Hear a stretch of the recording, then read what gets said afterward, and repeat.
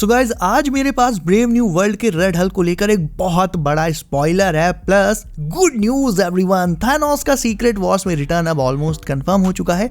दोनों टॉपिक्स पर बात करेंगे। तो पहला सवाल तुम्हारे मन में जो कुलबुला रहा होगा ये सुनकर, वो यही होगा कि थानोस का सीक्रेट वॉर्स में क्या काम। इसके जवाब से पहले मुझे ये बताओ, लोकी इन्फिनिटी वॉर की स्टार्टिंग में मारा गया था, बट टेसरैक्ट लेकर जो एस्केप किया था वो लोकी का वेरिएंट वो ओरिजिनल वाले से भी बेटर था। ठीक उसी तरह से लोगन तो लोगन में ही टपक गया था, बट डेडपूल एंड वुल्वरीन में लोगन का एक नया वेरिएंट आया।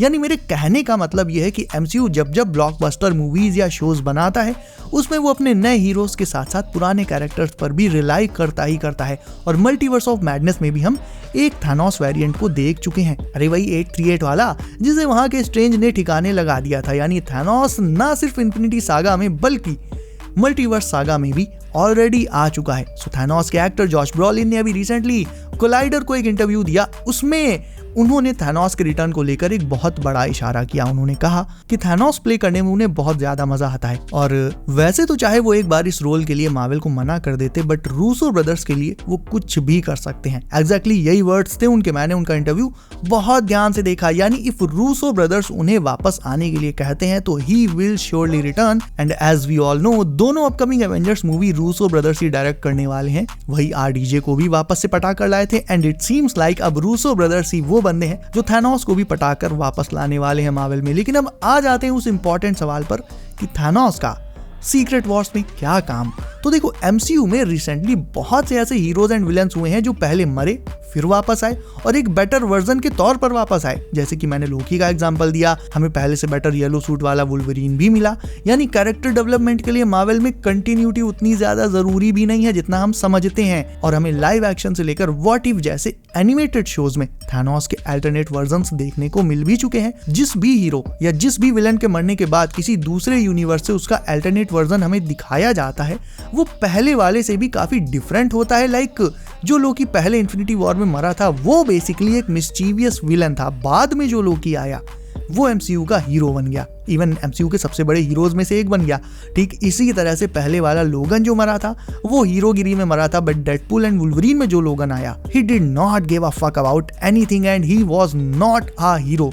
ऑल्दो मूवी का एंड आते आते जैसे तैसे घिसते हुए उसमें भी हीरोगिरी आ ही गई। सो बात करें थानोस की, तो सीक्रेट वॉर्स में हमें एक ऐसा अल्टरनेट थानोस देखने को मिल सकता है जो एवेंजर्स के अगेंस्ट नहीं होगा बल्कि उनके साथ खुद से भी बड़े थ्रेट को फेस करने में उनकी मदद करेगा। यानी डॉक्टर डूम, जो कि हर एक हीरो एंड विलन के एग्जिस्टेंस के लिए खतरा बन जाएगा। क्योंकि अल्टीमेटली जब डॉक्टर डूम मल्टीवर्स को डिस्ट्रॉय कर रहा होगा तो उसमें यानी मल्टीवर्स में एग्जिस्ट करने वाले हीरोज एज वेल एज सारे विलेंस सब पर बराबर खतरा आएगा। ऐसा नहीं कि किसी पर कम किसी पर ज्यादा, सब नपेंगे। यानी जितना खतरा डूम एवेंजर्स के लिए बनेगा उतना ही बड़ा थ्रेट वो थानोस जैसों के लिए भी होगा। और इसी रीजन के चलते थानोस का अल्टरनेट वर्जन मोस्ट प्रोबेबली हमें एवेंजर्स के साथ टीम अप करता हुआ दिखाई दे सकता है गाइज। और देखा जाए तो ये चीज कॉमिक एक्यूरेट भी रहेगी, क्योंकि जैसा सुनने में आ रहा है मार्वल सीक्रेट वॉर्स में 2015 वाली सीक्रेट वॉर्स कॉमिक्स की ही स्टोरी लाइन को अडेप्ट करेगा जिसमें थानोस ने डूम को चैलेंज किया था।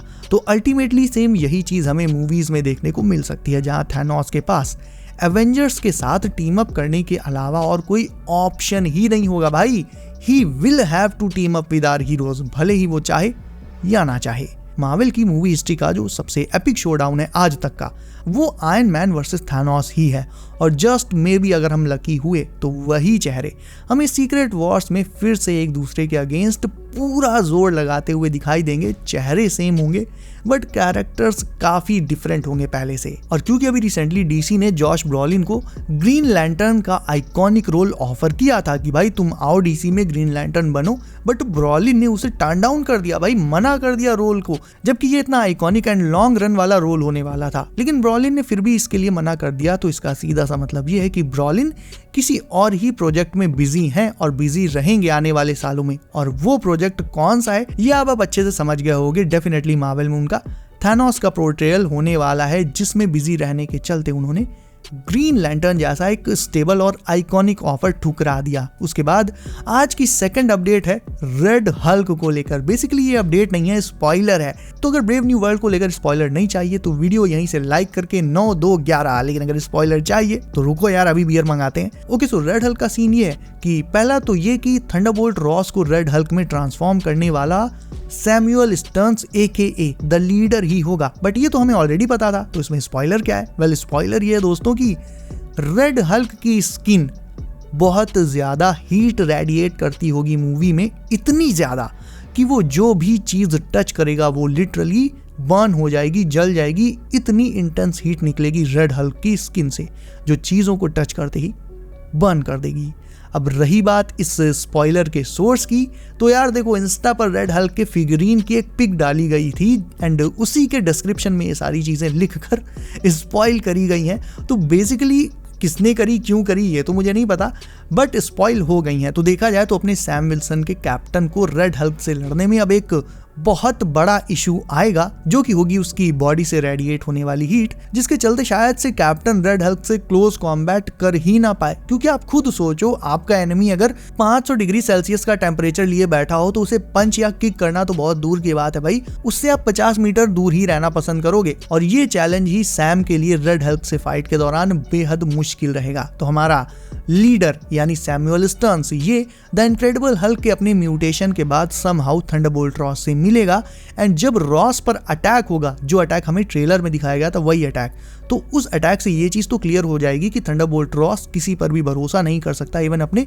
इनर सर्कल पर भी नहीं। ये चीज ट्रेलर में बोली गई थी कि आपका इनर सर्कल कॉम्प्रोमाइज हो चुका है, अब आप किसी पर भी भरोसा नहीं कर सकते। सो मे बी इसी पॉइंट पर लीडर थंडरबोल्ट रॉस को रेड हल्क वाली पावर ऑफर करेगा, जिसके चलते वो ऐसे ही फ्यूचर अटैक्स वाली इमरजेंसी सिचुएशंस में खुद को खुद ही प्रोटेक्ट कर सके, डिफेंड कर सके, instead of depending upon other people.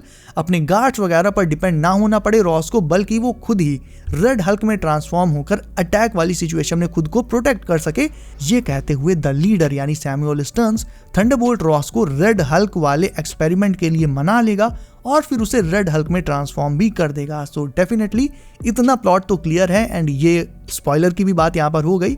तो अब है आपकी बारी वीडियो को करने की लाइक, सो इसे अभी लाइक करके चैनल को कर लो सब एंड नोटिफिकेशंस को ऑल पर डालना बिल्कुल मत भूलना, ताकि आने वाले स्पॉइलर्स और MCU अपडेट्स आपसे कभी भी मिस ना हो। सो गाइज बी सेफ, अपना ख्याल रखिए आप। मेरा नाम है Himanshu and as always I will see you in next one.